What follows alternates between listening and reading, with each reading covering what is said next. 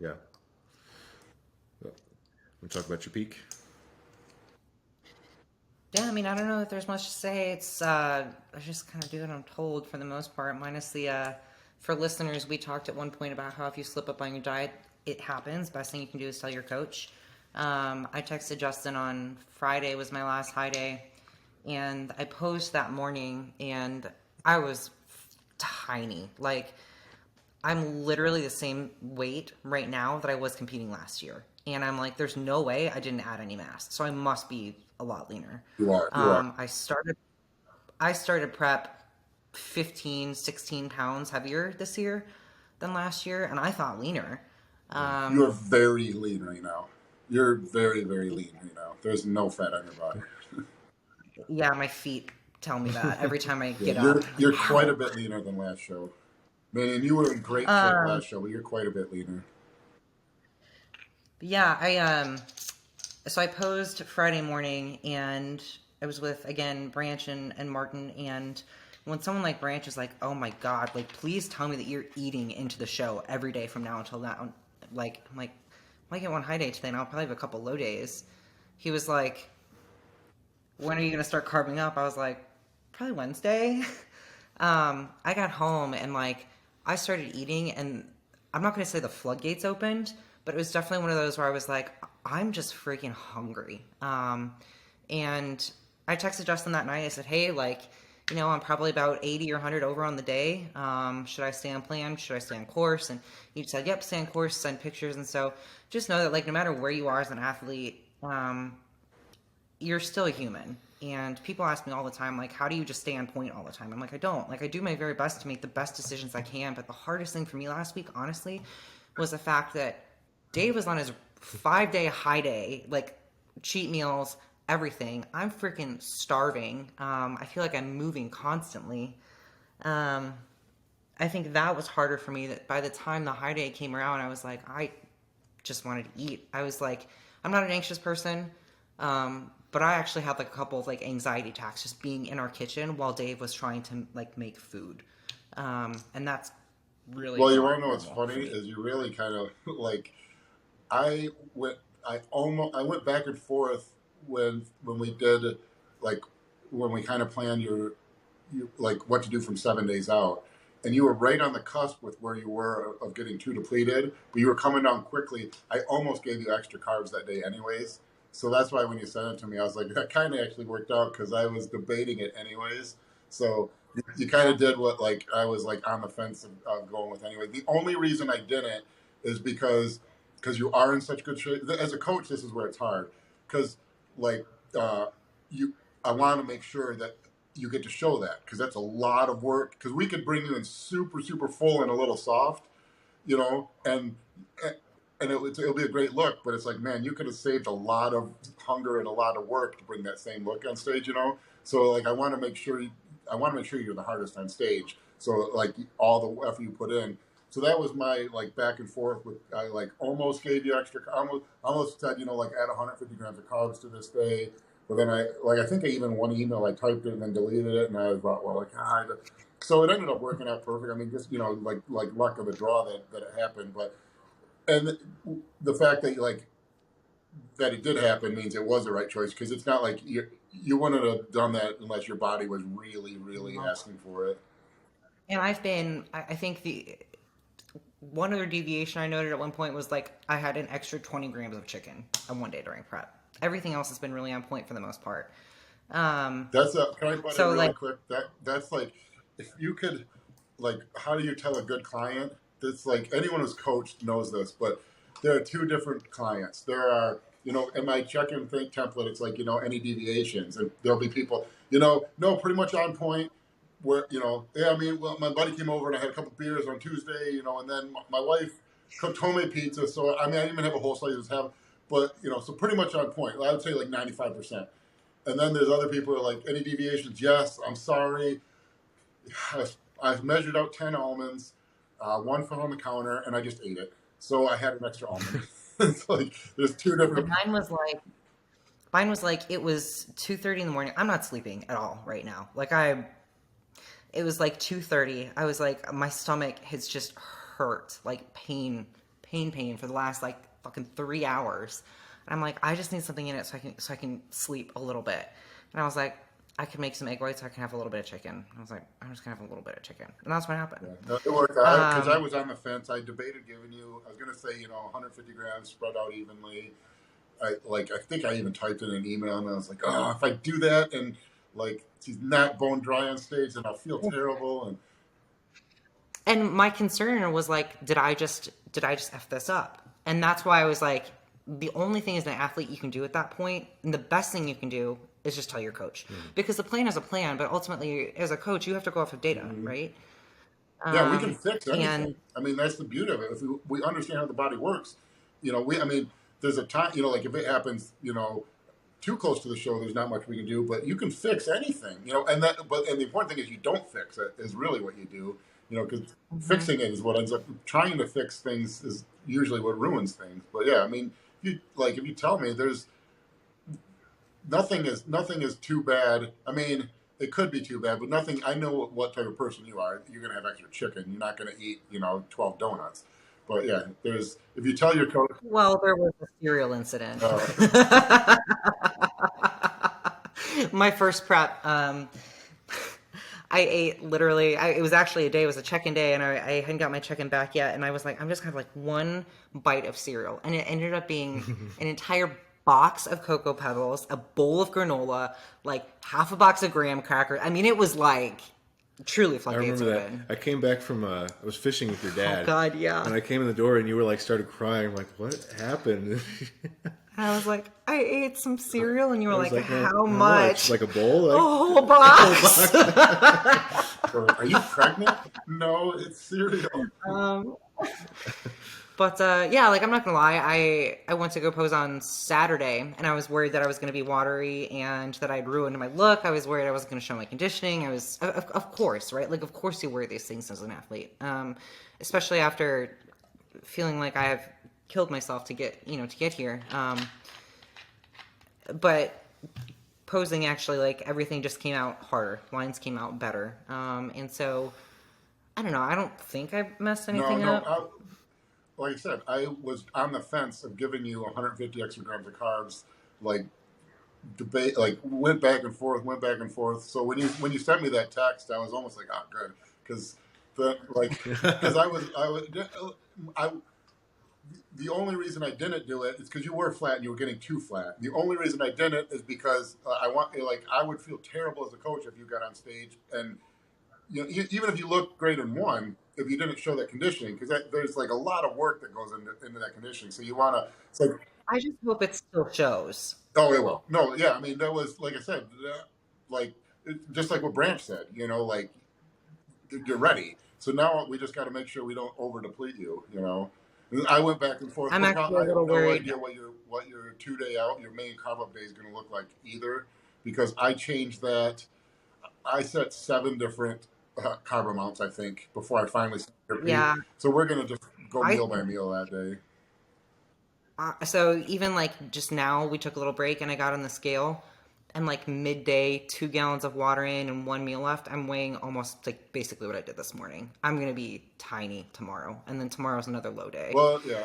So but at this point, again, like I know that as a smaller competitor, I know I'm undersized, and so the best thing I can do is come in hard, conditioned, and find a way to show it.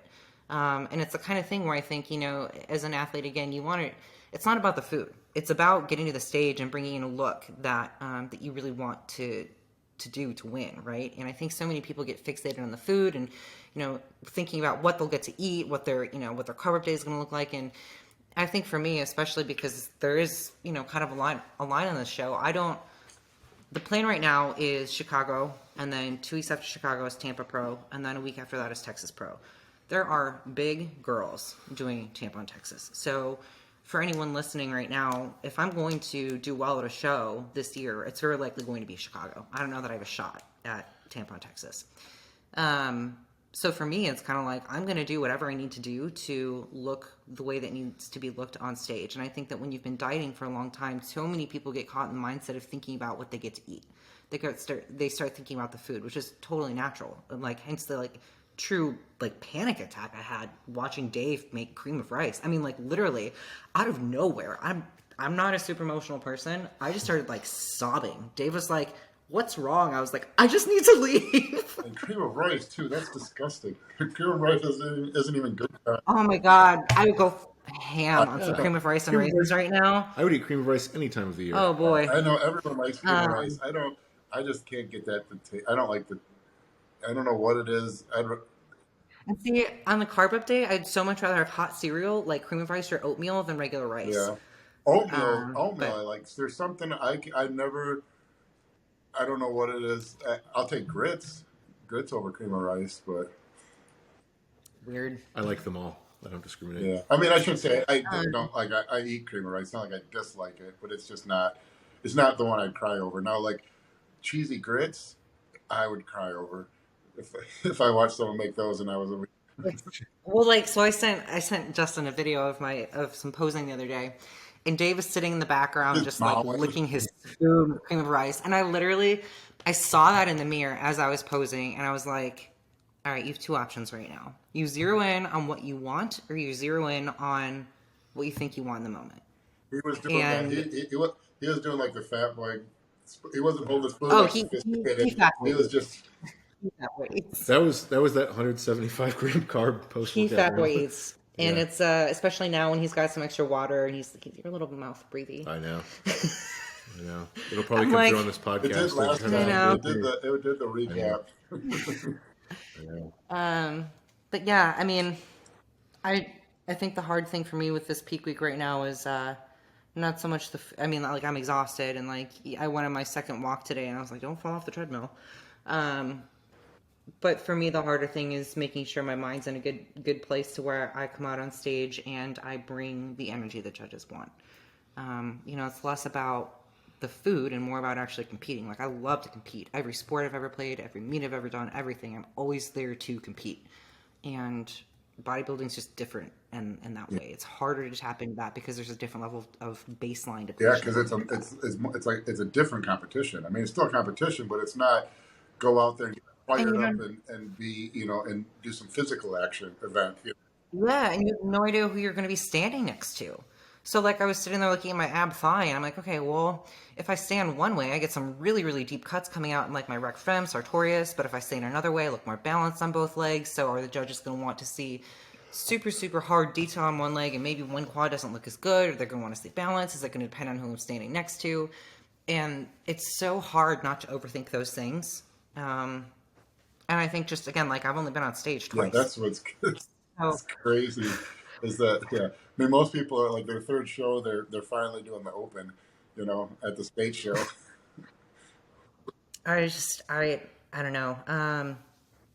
I asked after the podcast a couple weeks ago. I asked you, Justin, do I actually have a shot at potentially winning this? And you said, yeah. I mean, size might be a concern, but if you come in conditioned and you show it well, you pose big. You are in true contest condition. I mean, like glute strided. There's not even like there's you can get like strided glutes like when you dry out, and there's still like the fat over it, but that water's gone and the fat's not thick. The fat's thin enough that you can see that you have the striations even with the water over it. And there's your lower back's crisped up. Kind of like the final thing is even after strided glutes is where on your back where your Christmas tree comes in and then kind of goes into the glutes, and then you have the upper outer glutes, and then you have the obliques, and they kind of all like meet in the same area. And that is very, very, very rarely they all meet at a point where you can see the lines, and you'll have that.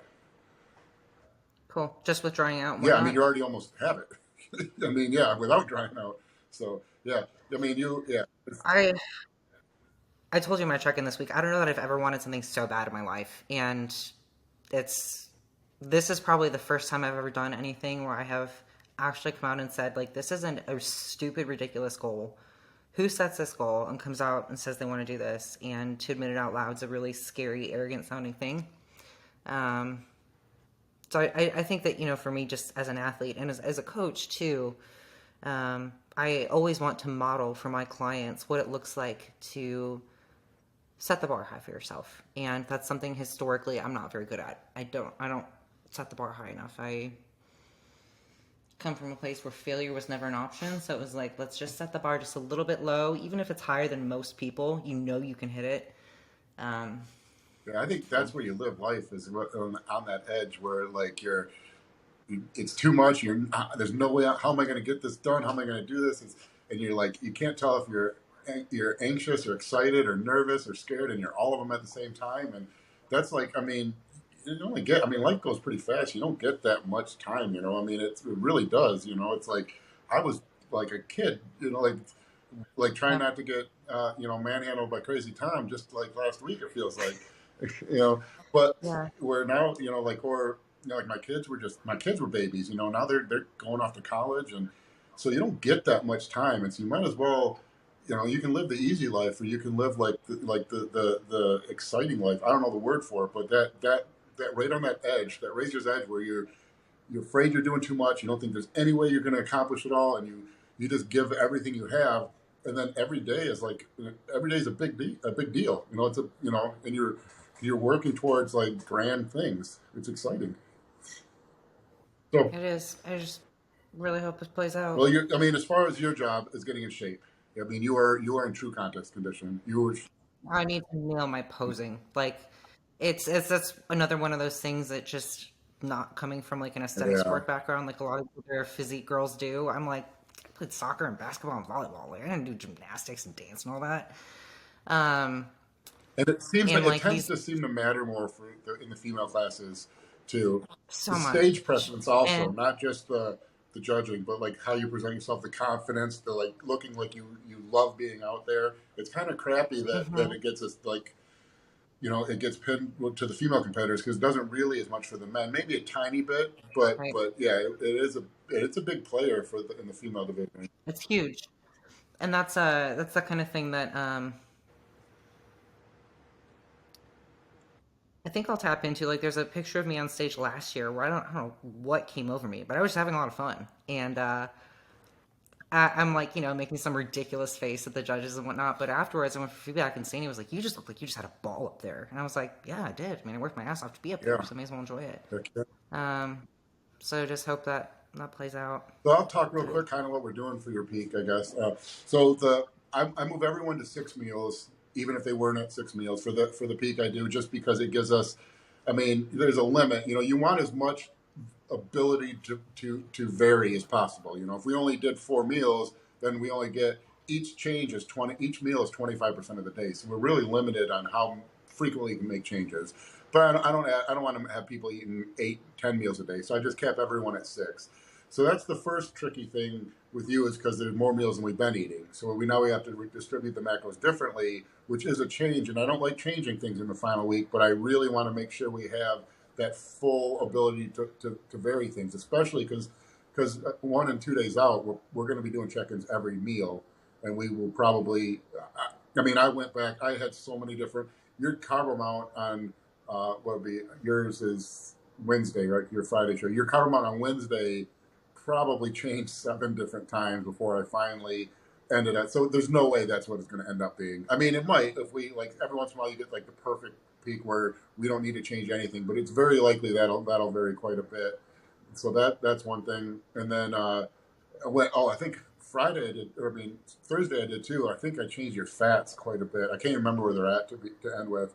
But yours is going to be like totally when we have our baseline. But I wouldn't be surprised if we eat less than 25% of the meals, actually what they are in the plan, because I went back and forth on every meal. So it'll be interesting. But the good thing is we don't have to do anything. We're not trying to make you look different. You are shredded. We don't have to do anything. We could have you do a high day 2 days out, a medium day 1 day out, and just reduce your water, and you'll be on stage bone dry. So we're in a great position there. So we're really just doing the fine tuning things to get you as full as possible while also showing that dryness. So it'll be as far as like worry or nerves of that you have to do anything. We don't have to do anything. You're stage ready already. So we just Yeah, get to play with the fine tuned details and make sure you're as full as possible while also being stage ready. feels good. Feels good. I think for an athlete just to be able to know that like every bit of work was done. Just trust your coach. So many people I think over worry those things, Mm-hmm. and It's Well, we've talked about that. if you've done your We talked about that before what's too. that? Like you don't have to worry. Like no matter what you're doing, like how hard is it? How hard do I need to be? It's you don't have to worry. If you put you're all into it, that's all you can do. And most of the time, that's enough. I mean, whatever it is, a new job, this sport, starting a business, you're like, hey, you just do as if you give your all, you did your job. You left it all on the table. And when I say give your all, I mean we've talked about that before. It's not just burying yourself. It's doing everything correctly. For more content like this, visit www.teamtroponin.com. This video is brought to you by First Attachment Nutrition, battle-tested nutrition, expert formulated supplements. Join the First Attachment revolution.